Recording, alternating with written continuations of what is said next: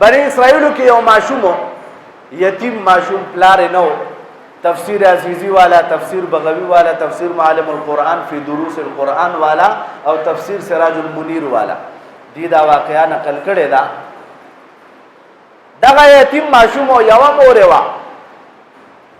او دغه ماشوم یو غوا او ساتله دغه غوا به ډیر زیات خیال ساتلو لیکن دغه ماشوم کې یو کمالو هغه کمال پکې دا چې دغه ماشوم بس کار کولو اول به د مور نه تاسو کولو موري کور نه بهر کوزم کو نظم دغه غوا ته غیا واچوم کوانه چو دغه غوا بهر وباسم کوي نه باسم دوم د هر شي تاسو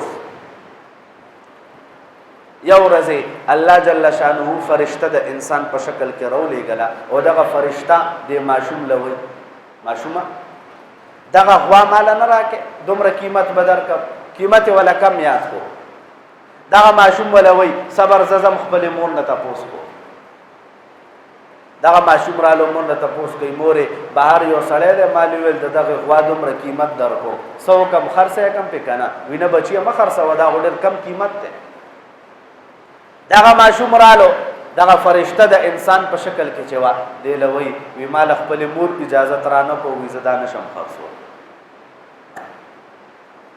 دغه فرشته ولوي بچیا ته دومره د خپل مور خدمت کې دومره د خپل مور تابعداري زمات لونه پس به ستاده غوا پس یو گاک راځي او هغه گاک به تانه په دومره قیمت اخلي چې هغه عمره قیمت بستا په تصور کې ملي او هغه قیمت سره به الله ستاسو ټول دا غریبی او فقر ختم کی الله به تاسو ته مالداری نصیب کی بهرحال دا فرشته لاړه بنی اسرائیلو کې بل طرف ته سقتل شوه او مړ شوه هغه خپلو کې فیصله دا وکا چې مونږ به په دغه رانزیرامه کې غوا علالو لیکن دغه ماشوم چې کوم غوا ساتل دغه غوا به علالو حکم ولدا شوه چې تاسو به غوا علالوي لیکن دغه غوا دا ماشوم چې کوم ساتل فریقین رااله غوا قیمت تاسو غوا په څومره قیمت راکې دغه ماشوم ولوي وې دغه غوا چې څومره وزن دی دغه وزن برابر سونه د دې قیمت دی غوا یو تلک کې خوا سونه ور سره بل تلک اچولا اچولا اچولا چې کله برابر شوا هغه سونه ماشوم ته ورکه وای دی دغه ماشوم ته مفسرین لیکلی دي چې دغه ماشوم ته دغه دومره لوی انعام په دنیا کې الله جل شانه د مور په ادب او په خدمت باندې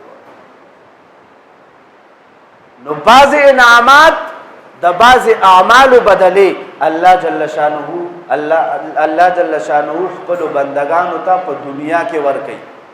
او په هغه اعمالو کې یو عمل هغه د مور او پلار سره احسان او سلوک دی د مور او پلار خدمت او ادب دی